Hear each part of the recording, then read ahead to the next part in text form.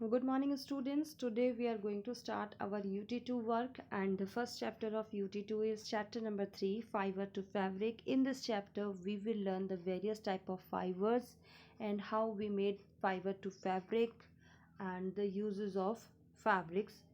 So let's start it. Clothes are one of our basic needs. We wear clothes mainly to protect our bodies from weather conditions such as heat, cold, and rain. We wear different types of clothes according to climate, occupation, culture, tradition, and daily needs. The clothes we wear daily, the towels, the curtain, etc., are made from different types of fabrics. Fabric is commonly called cloth. जैसे food water हमारी daily need है, ऐसे ही cloth भी हमारी एक daily need है, basic need है.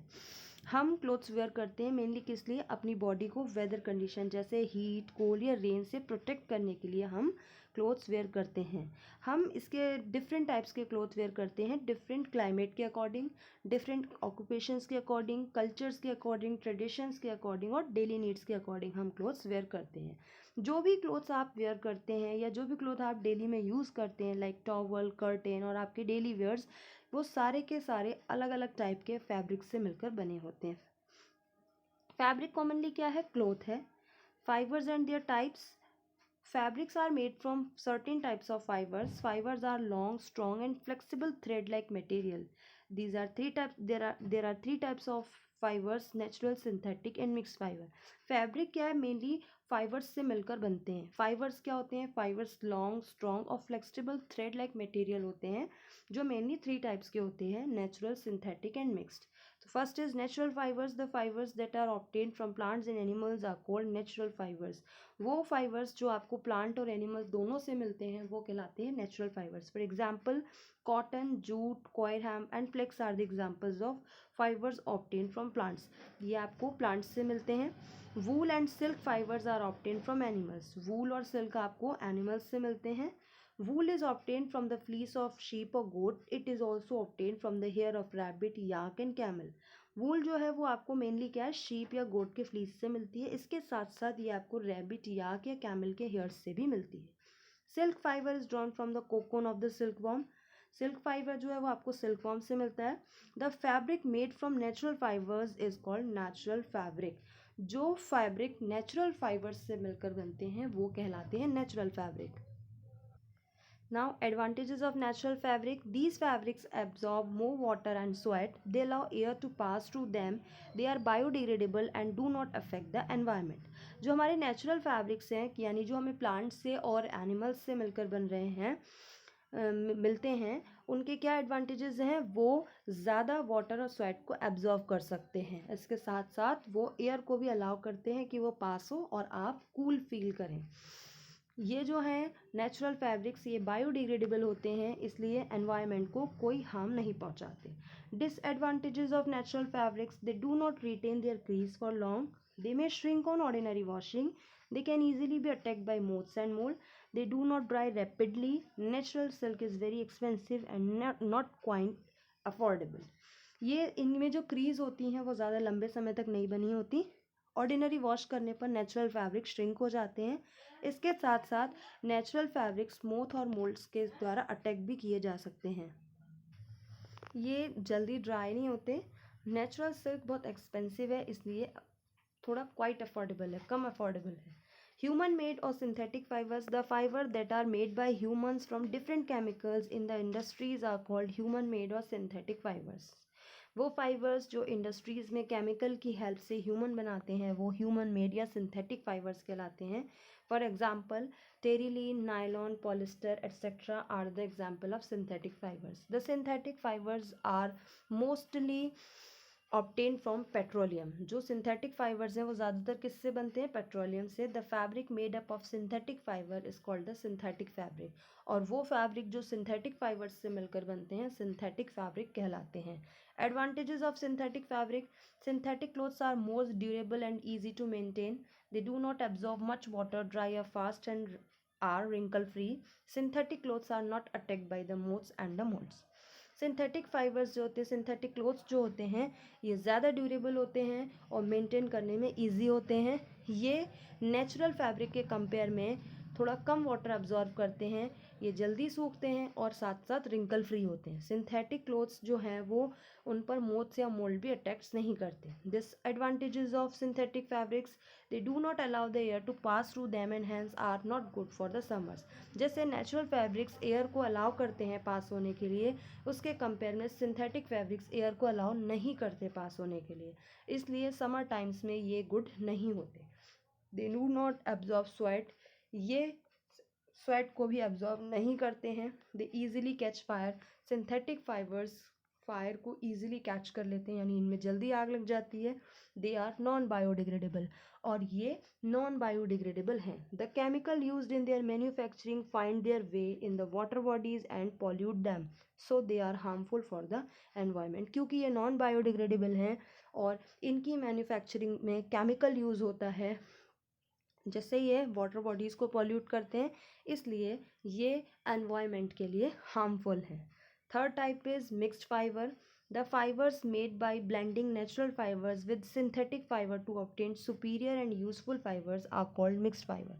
वो फाइबर्स जो दोनों नेचुरल और सिंथेटिक फाइबर्स को ब्लेंड करके बनाए जाते हैं, मिक्स करके बनाए जाते हैं, वो क्या कहलाते हैं? मिक्स्ड फाइबर्स कहलाते हैं। फॉर एग्जाम्पल टेरिकॉट, जिसमें आपका मिक्सअप है टेरिलीन और कॉटन का। Terylene is the synthetic fibre and cotton is the natural fibre. इन दोनों का मिक्सअप करके मिक्स्ड फाइबर बनाते हैं, जिसका नाम टेरिकॉट है। Same terry silk, there is terylene the synthetic fibre, silk is the cotton natural fibre. इन दोनों का मिक्सअप बनकर बना है टेरी सिल्क। ऐसे ही टेरी वूल, तो टेरिलीन यहाँ पर सिंथेटिक फाइबर है और वूल आपका नेचुरल फाइबर है। इन दोनों का मिक्सअप करके टेरी वूल बना है, ये मिक्स्ड फाइबर है। तो टेरिलीन, टेरिकॉट, टेरी सिल्क और टेरी वूल ये आपके एग्जाम्पल्स हैं मिक्स्ड फाइबर्स के। Now cotton. Cotton is a soft fiber that grows around the seeds of the cotton plant. The cotton plants are usually grown at places having black soil and warm climate. In our country, cotton is cultivated in Maharashtra, Madhya Pradesh, Punjab, Rajasthan, Gujarat, Andhra Pradesh, Tamil Nadu and Karnataka. Cotton plants need a temperature of about 25 degrees Celsius and a rainfall of about 60 centimeter to 100 centimeter for their growth. The cotton plant is wishy and about 1 to meter in length, sorry. Cotton आपका जो है वो soft fibre है, जो कहाँ पर grown करता है? उसके सीड्स के अराउंड ग्रोन करता है। कॉटन प्लांट्स के जो सीड्स होते हैं उसके अराउंड ग्रोन करता है। कॉटन प्लांट यूजुअली उस प्लेसेस पर ग्रो होता है जहाँ पर जैसे ब्लैक सॉइल हो, जहाँ वार्म क्लाइमेट हो। हमारी कंट्री इंडिया में कॉटन जो है वो मेनली कहाँ कहाँ कल्टिवेटेड होता है? Maharashtra, Madhya Pradesh, Punjab, Rajasthan, Gujarat, Andhra Pradesh, Tamil Nadu and Karnataka.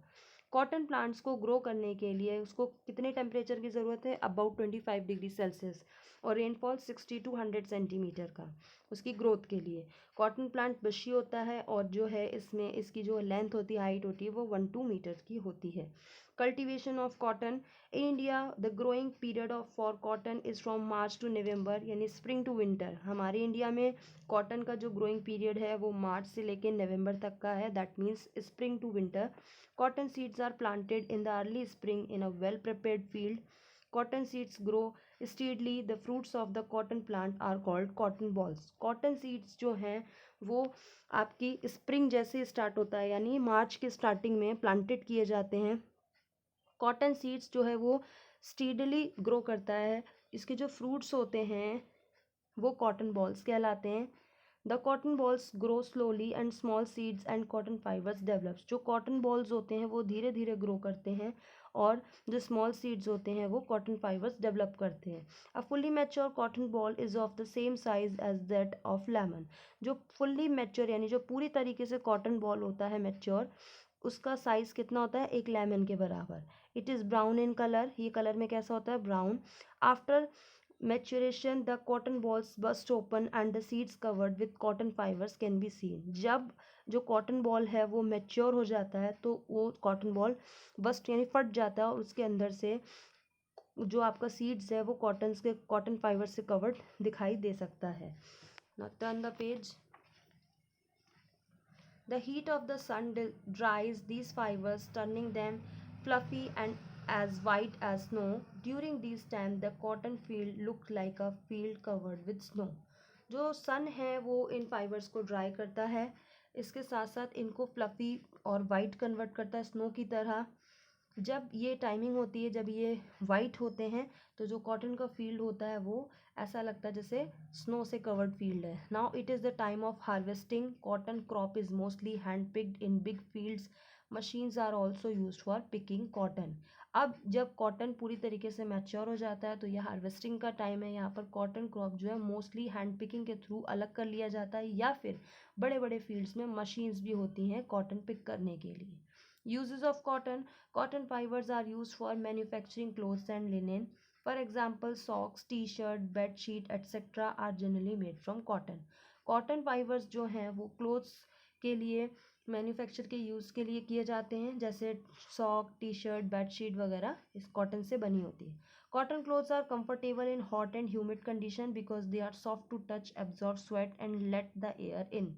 Cotton clothes जो हैं वो हॉट यानी समर टाइम्स में कंफर्टेबल होते हैं, हॉट और ह्यूमिड कंडीशन में, क्योंकि ये टच करने में सॉफ्ट होते हैं और स्वेट को एब्जॉर्ब करते हैं, एयर को पास करते हैं। A cloth that lets the air is set to breathe. वो क्लॉथ जो किसी एयर को पास करता है वो breathe. The sweat absorb by cotton cloth evaporates more quickly due to the air it breathes.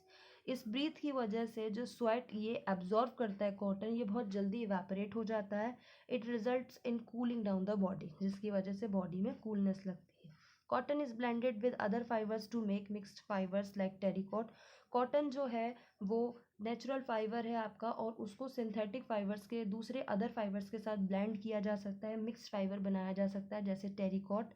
Gun cotton and explosive is also made from cotton. Gun cotton जो है वो भी बहुत एक्सप्लोसिव है, ये भी आपका कॉटन से बनता है। Cotton is use to absorb blood and pus from wounds and in other medical procedure. Cotton जो है वो ब्लड और पस, जो वुंड है आपका घाव है, उससे ब्लड और पस को एब्जॉर्ब करने के लिए भी यूज़ किया जाता है। इसके साथ साथ अदर मेडिकल प्रोसीजर्स में भी यूज़ किया जाता है।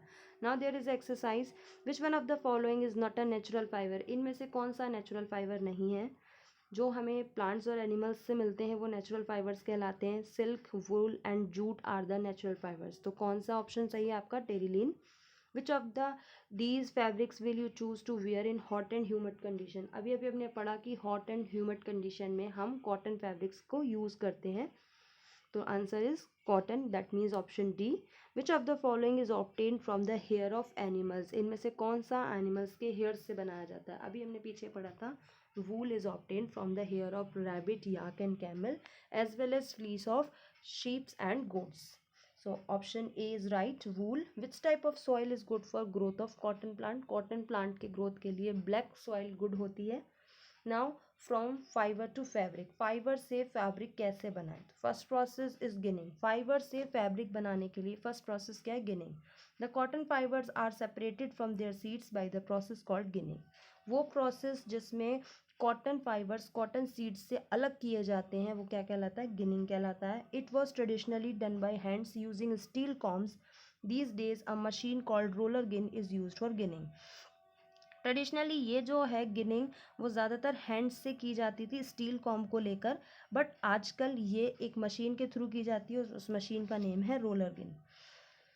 रोलर गिन जो है वो आपकी गिनिंग के लिए यूज़ की जाती है। A roller gin has steel pins fixed on to rollers which act as comb. Roller gin में जो स्टील पिंस होती हैं जो टू रोलर्स पर फिक्स होती हैं और वो एक कॉम्ब की तरह एक्ट करती हैं। When cotton is pass through a gin the seeds are combed out and they get collected in a separate vessel. जब कॉटन को इस मशीन के से पास किया जाता है तो सीड से ये कॉम करती हैं कॉटन को, और कॉटन आपका एक अलग वेसल में कलेक्ट होता रहता है। When ginning is completed the ginned cotton is pressed into bundles called bales which is transported to factories. जब गिनिंग पूरी हो जाती है, गिनिंग प्रोसेस कंप्लीट हो जाता है, तो जो कॉटन मिलता है उसको प्रेस करके बंडल्स बनाए जाते हैं और जिन्हें बेल्स कहते हैं, इन्हें फैक्ट्रीज में ट्रांसपोर्ट किया जाता है। Now second process is spinning. It is the process of changing fibre into yarn. जहाँ पर हमें ये कॉटन मिला है जिसको फैक्ट्रीज में भेजा गया है, इसको अब हम यार्न में कन्वर्ट करेंगे। Yarn is a thread like structure, धागे की तरह कन्वर्ट करेंगे। Spinning drawn out short fibres from the cotton wool and twist them together into a long continuous thread called yarn. Spinning जो है, spinning process से हम short fibers को, cottons को, wools को twist करके एक साथ मिला मिलाकर लंबे thread बनाते हैं जिन्हें yarn कहते हैं. Now turn the page. Hand spin or takli and charkha are two hand operated devices used for spinning. Spinning के लिए दो आपकी डिवाइस हैं जिसका नेम है टकली एंड चरखा. In rural areas people still use चरखा फॉर मेकिंग थ्रेड और yarn from cotton. Rural areas में यानी गांव की साइड लोग अभी भी चरखा यूज़ करते हैं कॉटन से यार्न बनाने के लिए. Spinning of yarn on a large scale is done on the spinning machine. Large scale पर जब स्पिनिंग की जाती है यार्न की तो वो मशीन्स के थ्रू की जाती है. Now third process is weaving. It is a process to convert yarn into cloth. जब हमने कॉटन से पहले यार्न बना लिया, अब यार्न से क्लॉथ बना रहे हैं. So the process of arranging two sets of yarn together to make a fabric with the help of a hand loom or power loom is called weaving.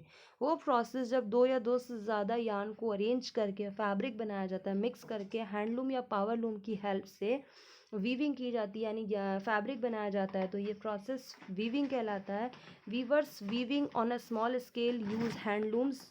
On a large scale cotton fabrics are made by big machines that run on electricity. These machines are called power looms. जो weavers होते हैं, जो ये weaving करते हैं, वो weavers कहलाते हैं.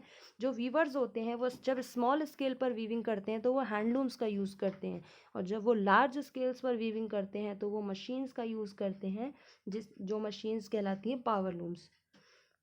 Okay. Now there is an activity to understand the weaving pattern on the paper. Paper की हेल्प से यहाँ वीविंग पैटर्न सिखाया गया है. यहाँ पर आपके पास 3 कलर्स के पेपर हैं. पेपर की कटिंग की गई है, बीच में स्क्वायर्स बनाए गए, 2 अलग अलग स्ट्रिप्स हैं, एक येलो स्ट्रिप है, एक रेड स्ट्रिप है, और फिर जो होल्स बनाए गए उनमें रेड स्ट्रिप और येलो स्ट्रिप्स वीव की गई है. तो ये पेपर की हेल्प से वीविंग दिखाई गई है. Now turn the page. जैसे पेपर की हेल्प से वीविंग दिखाई गई है, in the same way 2 sets of yarn are woven to make a fabric. इसी तरीके से 2 यार्न्स के जो सेट्स होते हैं उनको वोव किया जाता है फैब्रिक बनाने के लिए. The yarns are much thinner than the paper strips. Yarns जो हैं, जो एक्टिविटी में पेपर दिखाया, पेपर स्ट्रिप्स, उससे बहुत बहुत ज़्यादा पतले होते हैं. Now the next process is knitting. You must have seen a lady knitting a sweater or muffler with the help of 2 knitting needles. आपने हमेशा लेडीज़ को ज़्यादातर देखा होगा स्वेटर या मफलर को निटिंग करते हैं यानी बुनते हुए. वो जिससे बुनती हैं वो निटिंग नीडल्स कहलाती हैं, जिसे सिलाई कहते हैं. Knitting a single yarn is use to make a piece of fabric. किसी सिंगल यार्न को निट करना फैब्रिक बनाने के लिए. Knitting can be done by hands using knitting needles. Nowadays most of the knitting is done with the help of machines. knitting जो है वो knitting needles की help से hands के through की जा सकती है, बट आजकल knitting के लिए भी machines का यूज़ किया जाता है. तो हमने देखा कि फाइबर से फैब्रिक बनाने के लिए कौन कौन से स्टेप फॉलो करने हैं. सबसे पहले कॉटन प्लांट लगेगा, देन गिनिंग, उसके बाद कॉटन फाइबर मिलेगा, कॉटन फाइबर से स्पिनिंग किया जाएगा, देन कॉटन यार्न मिलेगा और फिर उससे वीविंग किया जाएगा, देन आपको कॉटन फैब्रिक मिलेगा. तो फाइबर से फैब्रिक के जो स्टेप्स हैं वो क्या हैं? Ginning, spinning and weaving. Okay, now turn the page. Jute. Jute is a long, soft, shiny plant fibers obtained from the stem of the jute plant called Patterson और पात इन Hindi. Jute जो है वो आपका बहुत लॉन्ग, सॉफ्ट और shiny plant fibre है, यानी प्लांट से मिलता है. प्लांट के जूट प्लांट होता है, उसके स्टेम से आपको मिलता है, जिसे हम हिंदी में पात भी कहते हैं. It is also called the golden fiber. Jute को गोल्डन फाइबर भी कहा जाता है. The most useful properties of jute are its biodegradability, durability and strength. जो आपका जूट है उसकी सबसे ज़्यादा यूज़फुल प्रॉपर्टी क्या है? बायोडिग्रेडेबिलिटी, यानी वो एनवायरनमेंट को कोई नुकसान नहीं पहुंचाएगा. ड्यूरेबिलिटी, लंबे समय तक चलेगा. और स्ट्रेंथ यानी अच्छा होगा, स्ट्रांग होगा. In our country jute is cultivated in West Bengal, India's largest producer of jute. Assam and Bihar in the low lying areas around the river Ganga and river Brahmaputra. हमारी कंट्री इंडिया में जूट का जो कल्टीवेशन होता है वो मेनली वेस्ट बंगाल में होता है. इंडिया का लार्जेस्ट प्रोड्यूसर है जूट के मामले में वेस्ट बंगाल. इसके अलावा आसाम और बिहार में कहाँ पर, किस एरिया में? Low lying areas like river Ganga और रिवर ब्रह्मपुत्र की side. It needs a well drained fertile soil like alluvial soil. जो जूट है उसके ग्रोथ के लिए फर्टाइल सॉइल की ज़रूरत होती है like alluvial soil. Jute cultivation needs hot and humid climate and high rainfall about 200 centimetre during the growing period. Jute cultivation के लिए हॉट एंड ह्यूमिड क्लाइमेट होना चाहिए। इसके साथ साथ हाई रेनफॉल यानी ज़्यादा बारिश की ज़रूरत होती है, लगभग 200 सेंटीमीटर्स की इसके ग्रोइंग पीरियड में। Cultivation of jute, the seeds of jute are sown in March और अप्रैल। जो जूट है उसके सीड्स मार्च और अप्रैल में सोन यानी बोए जाते हैं। It is a rainy season crop. ये जो क्रॉप है वो रेनी सीजन की है। Jute plant grow 6 to 12 feet in height. Jute plant की जो हाइट है वो 6 to 12 फीट होती है। इट बेयर्स येलो फ्लावर्स, इससे येलो फ्लावर्स निकलते हैं। The plants are cut during the flowering stage. This is because good quality jute is obtained from its young stem, otherwise the stem becomes very hard and it is difficult to remove fibers from it। Jute plant जो होता है इसके flowering stage में इसको cut किया जाता है ताकि इसके स्टेम को आप ले सकें, क्योंकि आप गुड क्वालिटी का जो जूट है वो उसके यंग स्टेम से ज़्यादा अच्छा मिलता है। अगर स्टेम ओल्ड हो जाएगा, हार्ड हो जाएगा, तो फिर उससे फाइबर पाना निकालना बहुत मुश्किल होता है। After harvesting the stalk of the plants are tied into bundles and left in a stagnant water pond for about 20 days। जब इनको कट कर लिया जाता है तो इनके स्टेम्स को क्या करते हैं, बंडल्स में टाइट करते हैं, बांध के किसी वाटर में इमर्ज कर देते हैं। लगभग 15 to 20 डेज के लिए उनको पानी के अंदर डाल देते हैं। In stagnant water, bacteria grow easily, so the sticky matter that hold the fibers to the inner part of the stem is eaten away by the bacteria. This process is called retting। उस water में bacteria जल्दी grow करता है, easily grow करता है। जो fibre है उसका स्टिकी मैटर जो होता है वो बैक्टीरिया खाते हैं। यानी ये जो प्रोसेस है ये क्या कहलाता है, रेटिंग। जब वो जो आपका स्टेम है वो सड़ता है, उसका जो प्रोसेस है वो क्या कहलाएगा, रेटिंग।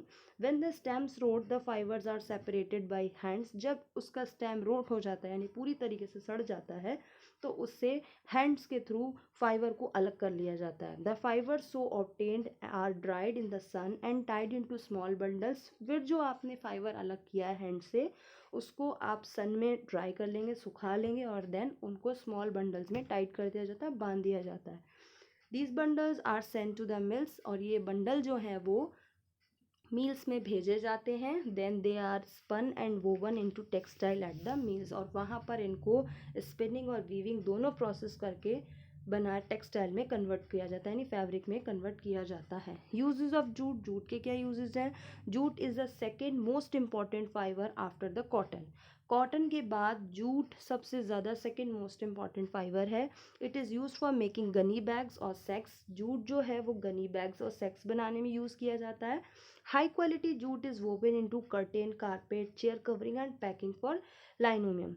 जो आपका हाई क्वालिटी का जूट है वो कर्टेन, कारपेट और चेयर कवरिंग जैसे वर्क के लिए यूज़ होता है। Shopping bags, table mats, jute beads and jewellery are also made up of jute. Shopping bags, table mats, jute beads और ज्वेलरी ये सब जूट के बनते हैं।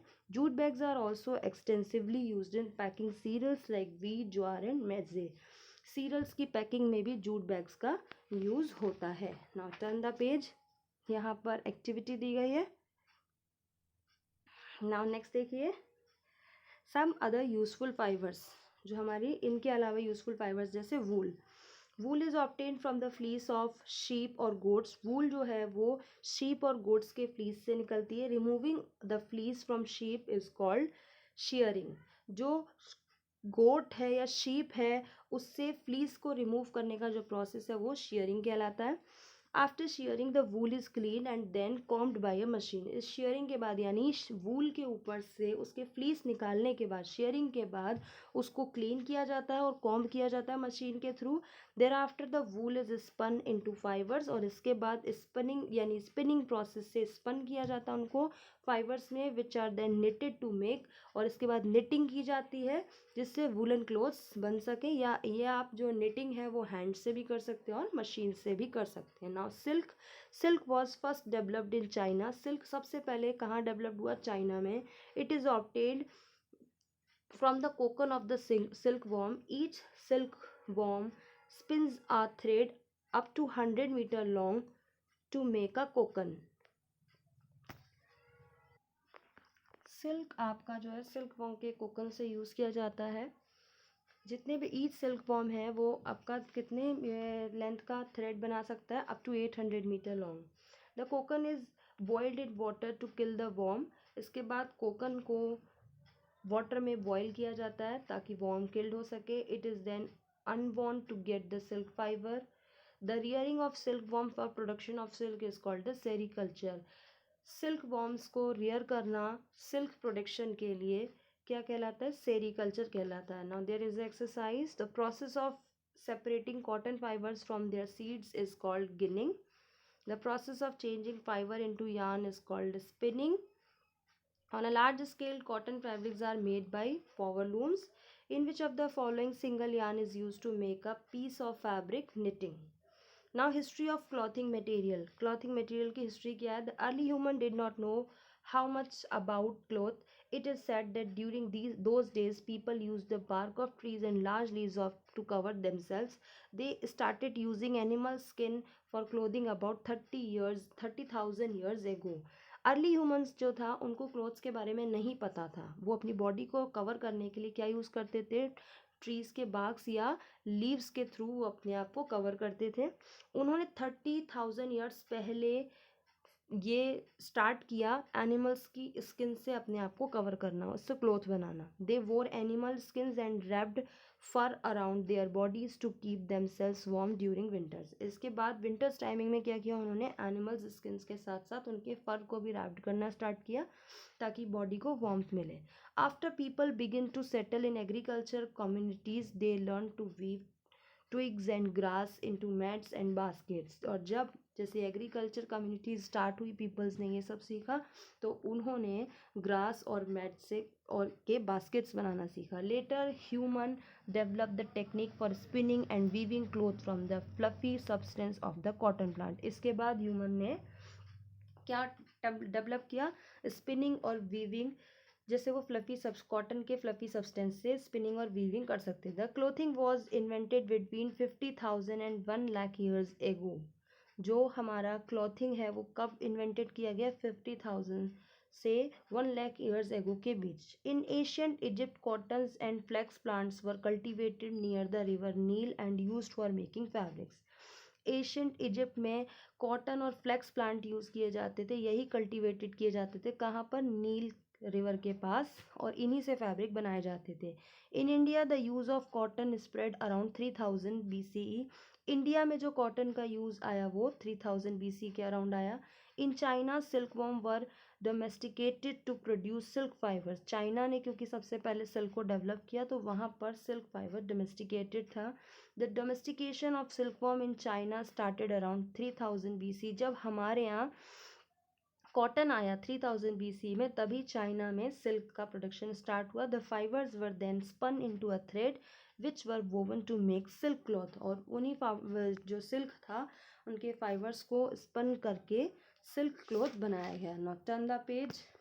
Earlier stitching was not known, क्योंकि पहले सबको सिलाई नहीं आती थी। Women use to wear sari and man use to wear dhoti, इसलिए लेडीज़ जो थी वो साड़ी बांधती थी और gents dhoti. These clothes were not stitch, क्योंकि ये कपड़े सिले हुए नहीं होते। They were just wrapped around the body, इनको बॉडी के सिर्फ अराउंड सिर्फ रैप्ड किया जाता है।